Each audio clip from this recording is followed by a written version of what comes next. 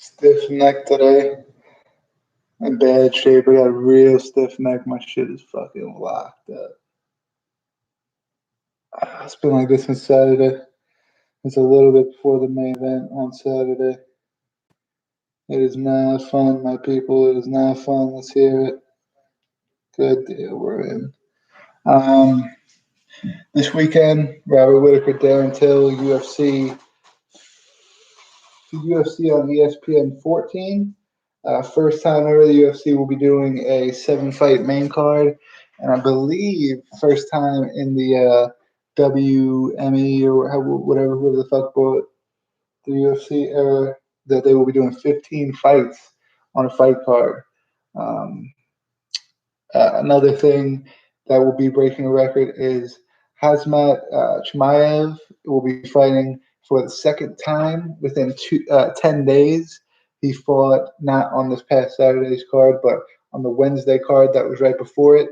And he will fight UFC newcomer Reese McKee. Chimaev 7-0. He just got that submission win over John Phillips on Wednesday. 100% finish rate, kept that with the submission. McKee is 10-2-1. Like I said, he's making his UFC debut 3-0 in Cage Warriors before that. It's going to be a very close, both guys very hungry, new to the UFC. But I fucking can't stand it. I'm looking at myself with my shoulders going up and then my neck going like this. It's fucking killing me, dude. It won't fucking. I can't straighten it out, but whatever. Both guys hungry. Both guys want to make a good impression in the UFC. Chimaev, of course, making history here. 10 days notice. Not 10 days notice, but 10 days in between fights. You'd have to go with the guy that's got more to gain. Is where I'm gonna go. Reese McKee, he's got his contract. He's in the UFC now. He's gained what he's going to gain. Chimaev's got a chance to not only make history with being the quickest turnaround, but also making history with the quickest turnaround with 2 consecutive wins. So I'm gonna go Hazmat Chimaev. Probably via submission again. I like McKee's stand up. But I do think he eats a lot of unnecessary punches, so I could see Chimaev finishing it on the feet as well. I think Chimaev, of course, has more paths to victory in this fight, so I'm going to go Hazmat Chimaev. Alex Oliveira versus Peter so just said this right earlier. Sabata. Oliveira's 28-1-2, 1 draw, 2 no contests. He's 12 out of 20 of his wins via TKO or knockout. He beat Max Griffin in UFC 248 back in March. That was his last fight. 4 out of 8 of his losses via submission, but he's a black belt in jiu-jitsu, so those 4 losses were to Gunnar Nelson, Gilbert Burns, Donald Cerrone were 3 out of those 4 submission losses, all of them in the UFC. Sabata is also a black belt in jiu-jitsu. Under Dean Lister, though, 17-6-1, 15 out of 17 of his wins via finish, 10 by submission.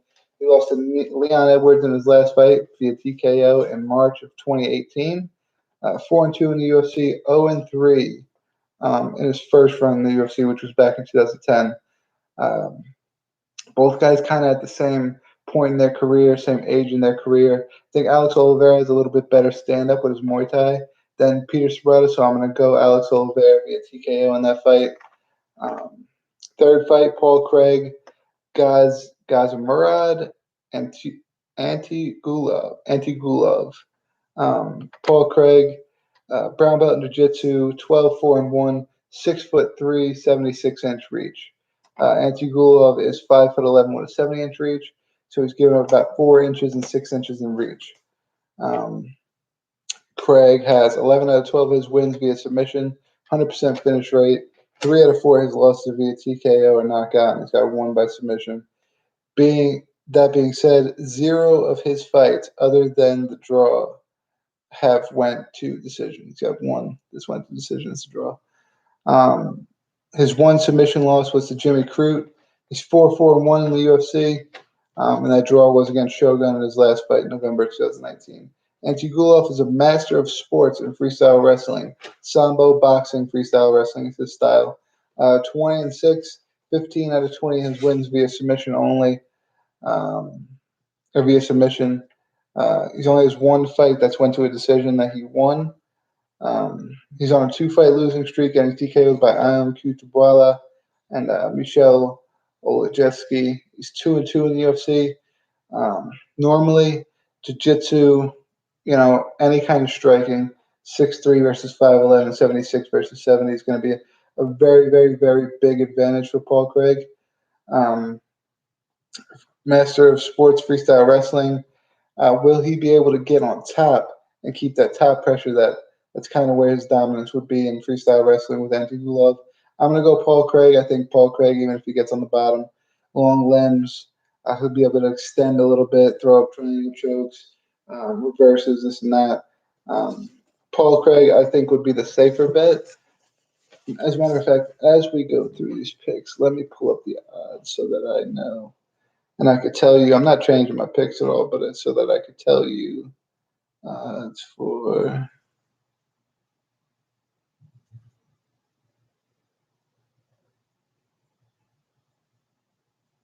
14.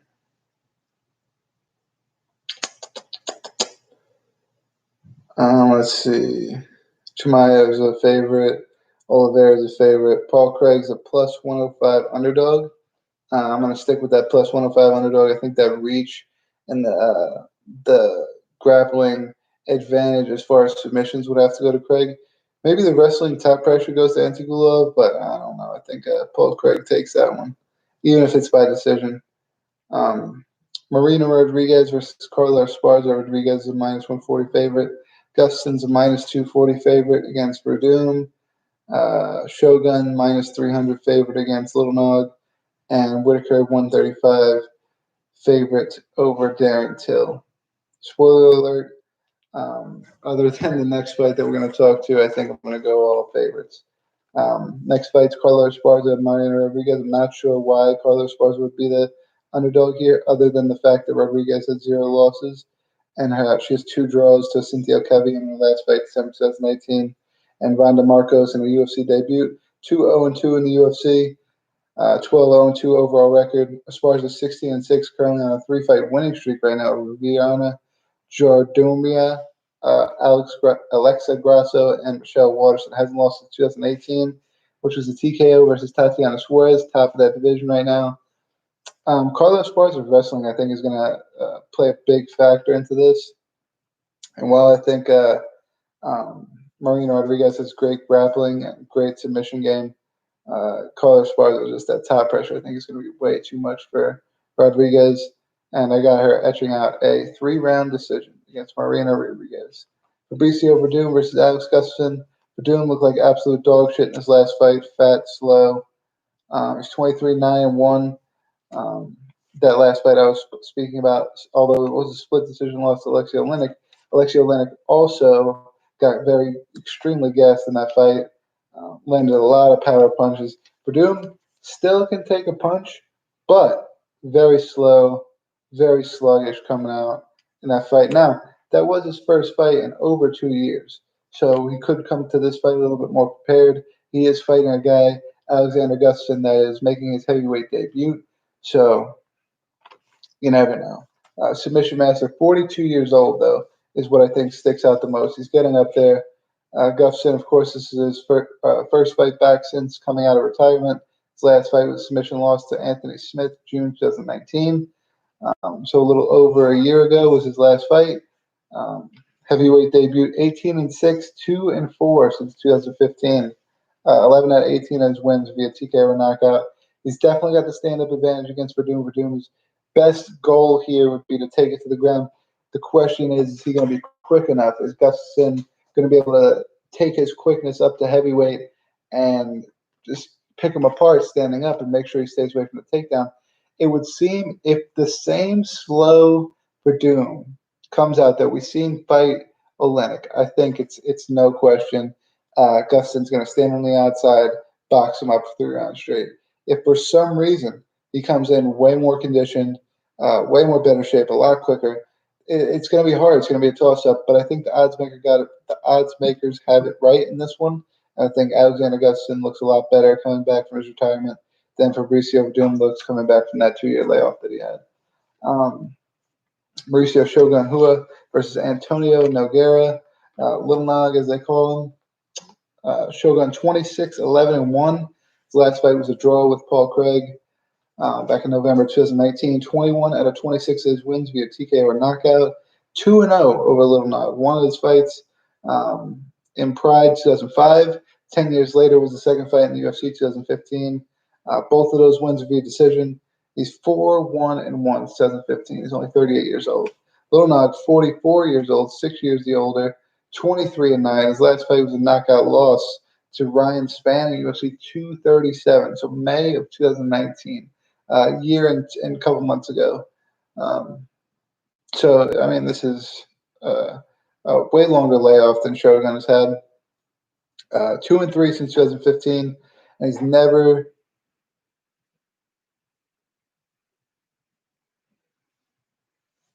I think it means to say he's never been submitted. He's 6-6 in the UFC. 2-3 since 2015, so he's only had 5 fights. Shogun only had 6 fights and not taken the same layoffs that Little Nog has taken. So I think Shogun's did a great job of spreading his fights out, trying to keep his longevity going as long as he possibly can. Shogun still, I mean, we've seen in his last fight, still has that power in the hand. Paul Craig has a great chin. He landed some great shots against Paul Craig. And Paul Craig, took him down, was able to get him to the ground, hold him down a little bit. I think Little Nog is going to be looking to do the same thing. But Shogun, a little bit younger, what do we say, 38 fight veteran. He's got it done twice against Little Nog before. I don't see it going any different this time. I think if anything goes different, I think Shogun is able to get himself a TKO or a knockout in this fight. Rob Whittaker, Darren Till, main event, which I think it's weird that Shogun and Lil Nog would be a main event over, pretty much any of the other fights. For Doom Gustin's return, Esparza Rodriguez is kind of a contender fight there in that division. Chimaev, big hype around him. I understand why they wouldn't co-main him though. Alex over Peter Sabrata, I understand why they wouldn't co-main that. Paul Craig versus Antigulov, I think that's another fight where it's like, if you got Shogun versus Little Nog, it's co-main and Paul Craig Antigulov. Why not? What? Who cares? It's the co-main event. This is the main event. Robert Whittaker, Darren Till. Whittaker 20-5, who's on a 9-fight winning streak before losing his belt to Israel Adesanya in October 2019. He's 11-3 in the UFC. 2 out of 3 of his losses were at welterweight, largely looked at because of the weight cut, drawing himself out. He's got wins over Yoel Romero twice, Jacare Souza, Derek Brunson, Uriah Hall, and Mike Rhodes early in his career.